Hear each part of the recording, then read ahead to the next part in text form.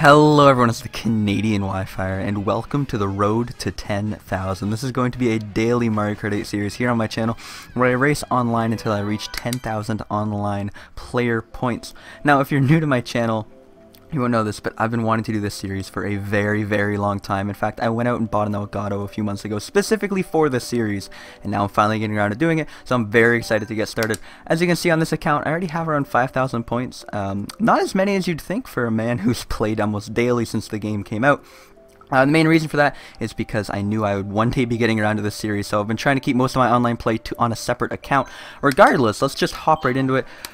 First race is going to use Morton Blue Falcon. Our first video rather, and until we get into a lobby, we'll be right back. Alrighty, now that we finally found a lobby here, skill level wise, I would say I'm average competitively at this game. There are definitely people out there that are way better than I am, but I like to think I'm better than your average casual player in this game. And that's something I'd like to bring to my series that you may not have seen before, is explanations on what I'm doing, why I'm doing it, and how you can do it if you would be so inclined. I really like this game at a deep tech level. I think it looks really beautiful, and my love for this game holds no bars. Like it truly is a fascinating game to play, and once you get good at it, there's really no going back. It looks like the first track in this video, or in the series rather, will be Moo Moo Meadows. Of course it's going to be F-Zero Mute City, silly me. I guess the first thing I can touch on is this lobby that we're in. Actually, is actually a pretty decent rank lobby. As you can see, everyone is either well over my rank or tied. I believe I am the lowest rank in this lobby. Should not be a problem, obviously, like I said, because this isn't relative or reflective rather of my true skill. But I also don't want to sound cocky because it is Mario Kart 8, and literally anything can happen. I guess the first thing I can touch on is what I'm using character-wise and why I'm using it, as I miss every boost panel as I'm getting bumped out of the way of every single boost panel, and I miss the item. Isn't this game swell? Okay, so super heavy characters are almost a necessity. Your cart really doesn't matter in this game, as long as it can hop and slide, so inward drifting bikes just are not... they're just so hard to fucking use. As you can see, a lot of people in this lobby actually are using them. They're viable, I suppose, but this game, you gain so much time from hopping and sliding, as you can see what I'm doing right now. Okay, let's not fail the boost panels now that you have a... There we go, and that's how you fire hop. Okay, so, words, where are my words? I have a lot of trouble speaking and racing at the same time, as you can clearly see. It is a very weird thing to split your concentration completely between trying to form really in-depth thoughts and also really focusing on what you're doing driving, because like I said, this game is far from just hold A and drive in a straight line. There's quite a lot of tech to it. And I have streamed this game quite a bit on my Twitch, but like it's far from enough practice to be completely flawless at talking and driving.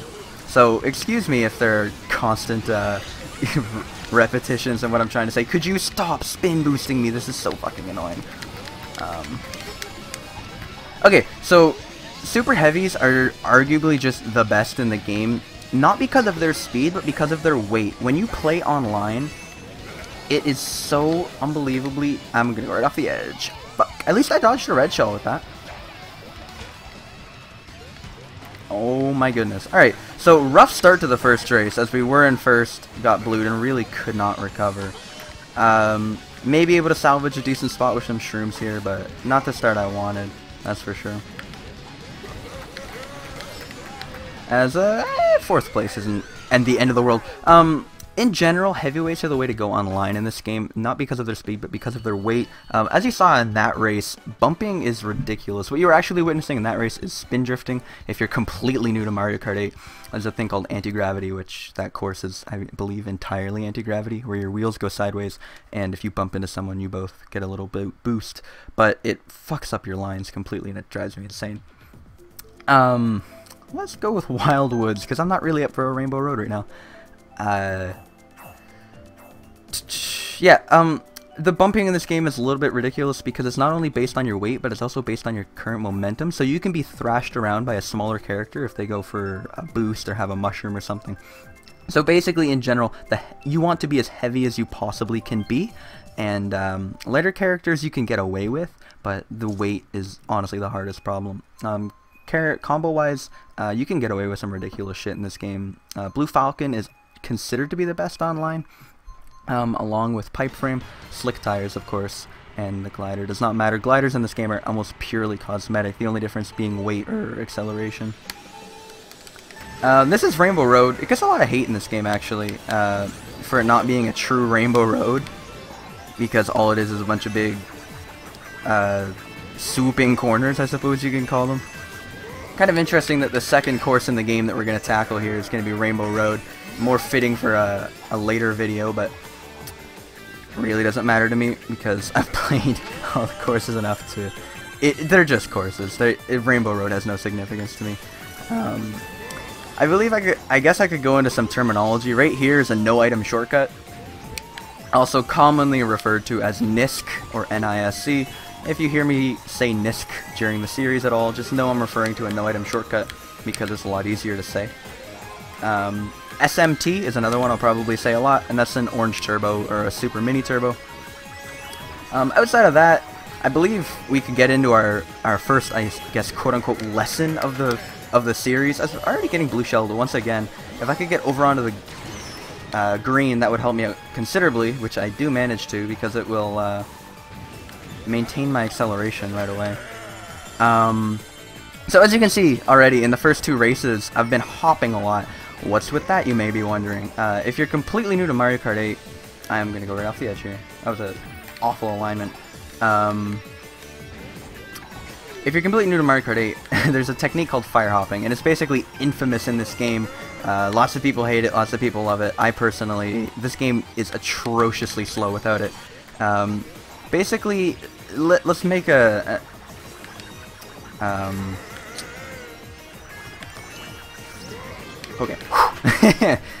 Let's just say, for reference sake, that normal driving speed, like what I'm doing right now, is 80.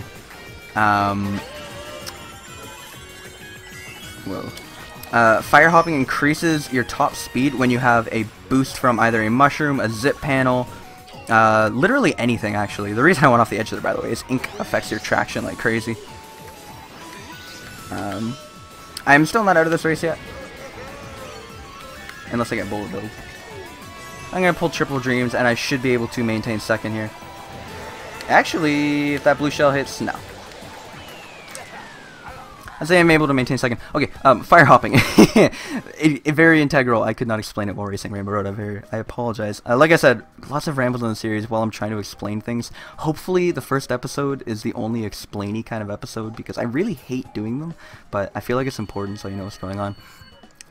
Fire hopping not only extends the boost, but it also actually makes you go faster during the boost. So that's from zip panels like you see on the screen right now, mushrooms, or super mini turbos. All of them get not only extended so they last longer, but you actually just straight up travel faster during them. So as you can imagine, it's a very, very powerful strategy in this game. And when combined with two other techs in the game, most notably demon sliding and soft drifting, you can get out of control rather quickly. You may have noticed a lot of little slides on that course as well. Those are used to maintain momentum. So this is where the analogy of 80 comes into play. Say normal driving speed is 80, and when you get a boost, you go up to 100. Normally in this game, you would drop right back down to 80, or in any racing game normally. But if you do a series of little drifts back and forth, which are called demon sliding, it is the act of demon sliding. It maintains your momentum from the boost, and you actually maintain a speed of around 85. It's very slight, but obviously it gives you a large advantage. And then couple that with soft drifting, which is the act of drifting at a 45-degree angle instead of east or west. So imagine on your joystick, instead of holding it directly east or west, just southeast or southwest. And what that does is, it's a sweet spot in the game where the game not only acknowledges that you are drifting very hard, which will give you the boost quickly, but it also allows you to maintain a soft line, which is why it's called soft drifting. No need to soft drift around large looping corners like that, but on tight, shallow corners where you normally would not be able to get an orange turbo, you will probably notice me doing it. Like such as this corner with soft drifting, it's possible to get not only 2 orange turbos, but also a blue turbo in the middle. And that's going to give me, as long as I don't hit that swamp, a nice lead here on Rainbow Road. The music here is fantastic. I love the music in this game. I wish with all my heart that this track was 3 laps, but unfortunately it's just a segment track, which means unless we get blue shelled for the 3rd race in a row, or I fall off, because the Blue Falcon has atrocious wheel spread. That's the only downside to the Blue Falcon, and nice shock dodge, bro. That's, I would say, 100% my fault for falling off, but the shock dodge did not help my case whatsoever. One of the main downsides to the Blue Falcon is the very small spacing between its wheels. A lot of other karts have larger spacings between their wheels, and I'm not going to be able to catch him. Unfortunate, but 3rd top 3 finish in a row, I believe. I will take it. Yes, the Blue Falcon has a very small spacing between its wheels, as you can see right now in front of your eyes. Lots of other karts are able to grind the corners a lot more. That course in particular is one of the most important, and that's why the Mach 8 is used on it in time trial mode, because it allows you to, like I said, put most of your kart over the edge and take a very tight line. Unfortunately, the Blue Falcon is unable to do that, so on tracks like Music Park, which, hey, speak of the devil, it just popped up on my screen, it is not a Blue Falcon track. Blue Falcon is actually atrociously bad on Music Park. I feel like a good track to end off this video on would be Big Blue, one of my favorites from the new DLC pack, DLC 2. It's a great front-running track too, so if I happen to, if it happens to get picked and I happen to pass the guy on the first turn and not get shelled or blue shelled or anything of the sort, we should be off to the races, as it is going to happen. Now, like I said, I've explained soft drifting, which is arguably one of the most important techs in the game, next to fire hopping.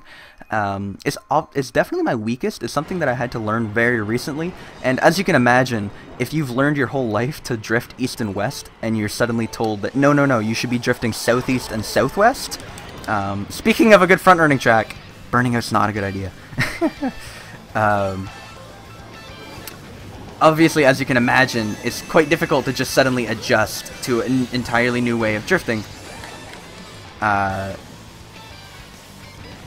So, despite it being one of the more important ones, I'm actually not that strong at it. It's probably my weakest tech in the entire game. So look for that to improve. I'm actually really excited to improve over the series and have you guys be able to watch me improve. You'll be able to compare this first video here to probably episode 70 or something, and you'll be able to notice a large difference in my playing. At least that's the goal. So there's a nice no item shortcut, and here comes another one. This track is absolutely covered in large no item shortcuts, which, as you can see, if you put in the time on time trial mode and actually are able to do them, you basically get an unconditional lead on 90% of the time on this course. There's, in fact, one more coming up as well. But yeah, as you can imagine,